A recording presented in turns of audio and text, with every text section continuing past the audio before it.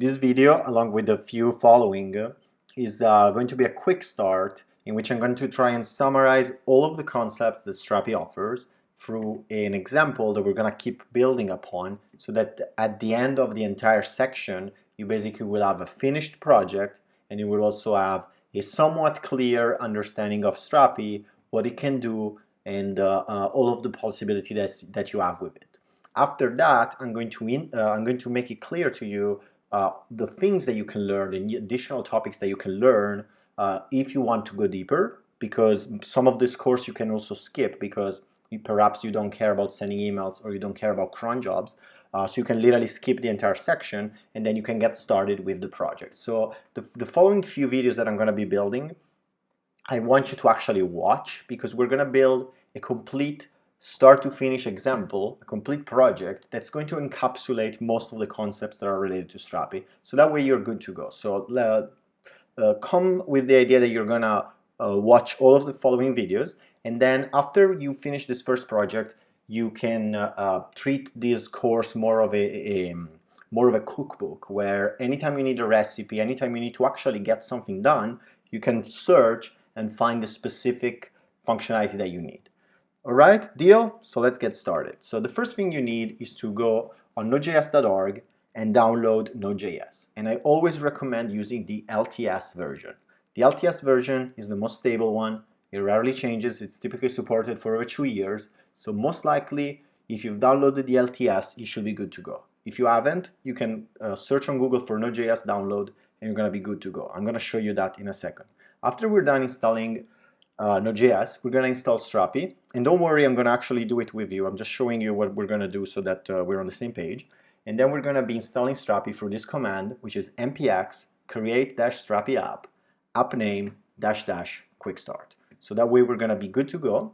And once Strapi is done, actually let me teach you what this means. So first of all, npx is the way in which you can run a package that is hosted on npmjs.com or .org, actually, npmjs.org, without installing it. So basically it's a way for you to always get the latest package and run it. In this case, we're running a package called create-strapi app. Create-strapi app basically installs Strapi for you. It's going to do all of the heavy lifting so that you're going to have an amazing time with this. Then you just have to put a name, which is basically going to be the folder in which all of Strapi will be installed. In my case, I typed app name. Most likely we're going to use something like blog. And then we're going to use -- quick start, which is a flag that allows us to skip some extra setup steps that you may have to go through when you work with a production level database, which is covered way later in the course. But for now, we're just going to get started. We're just going to skip this, and we're just going to use SQLite, which is not necessarily production ready, but is good enough for now for this initial section.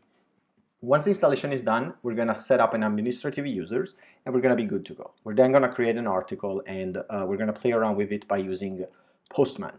So let's get started. I'm going to do that with you. The first thing is you can Google for nodejs.org, and again, click on the LTS version and just download it. It's going to self-install.